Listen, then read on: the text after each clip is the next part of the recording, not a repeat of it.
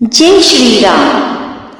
मेरी छोटी सी है नाव, तेरे जादू भरे पाँव, कैसे बिठाऊं तुझे नाव में। केवट श्री रामचंद्र जी से बोले कि हे प्रभु, आपके पैर तो जादू भरे हैं, मैं आपको अपनी नाव में कैसे बिठाऊं। पहले मैं आपके चरण धोऊंगा और तब आप नाव में चढ़िएगा।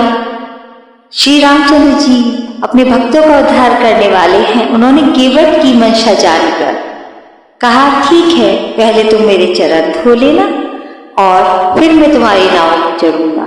इस पर लक्ष्मण जी को बहुत क्रोध आया और उन्होंने अपना धनुष बाण निकाल लिया और केवट का वध करने के लिए तैयार हो गए। तब केवट बोले कि हे प्रभु, आप मेरे प्राण ले लीजिए। भगवान के हाथों से अगर मेरे प्राण जाएंगे तो मुझे मुक्ति मिल जाएगी और मुझे इससे ज्यादा क्या चाहिए। तब लक्ष्मण जी का क्रोध शांत होता है और वह उन्हें चरण धोने के लिए कह देते हैं। तब केवट जी श्री रामचंद्र जी के चरण धोते हैं। तब केवट जी जब उनका एक चरण धोते हैं तो दूसरा चरण प्रभु श्री राम जमीन पर रखते हैं तो वह गंदा हो जाता है। इससे केवट जी को बहुत दुख होता है। तब राम जी उनका दुख देखकर बहुत दुखी होते हैं और अपना दूसरा चरण एक पैर पर चरण लेकर एक पैर पर खड़े हो जाते हैं।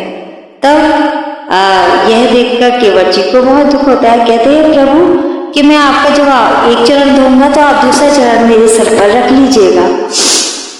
तो वह राम जी जब केवट उनके चरण धोते हैं तो राम जी अपने चरण उनके सिर पर रख लेते हैं और फिर उसके बाद चरण धुलने के बाद रामचंद्र जी नाव पर सवार होकर चले जाते हैं। जब वह नाव से उतरते हैं तो केवट से कहते हैं कि आप अपनी नाव अपनी नदी पार कराने का मूल्य बताइए। तब वह बोले कि हे प्रभु, आपने अपने चरण रखकर मुझे वैसे ही धन्य कर दिया है। मैं आपसे क्या मांगू, बस इतनी ही कृपा कीजिएगा कि जैसे आपने संसार को भवसागर से तारा है वैसे मुझे भी तार दीजिएगा। जय श्री राम, जय श्री राम, जय श्री राम।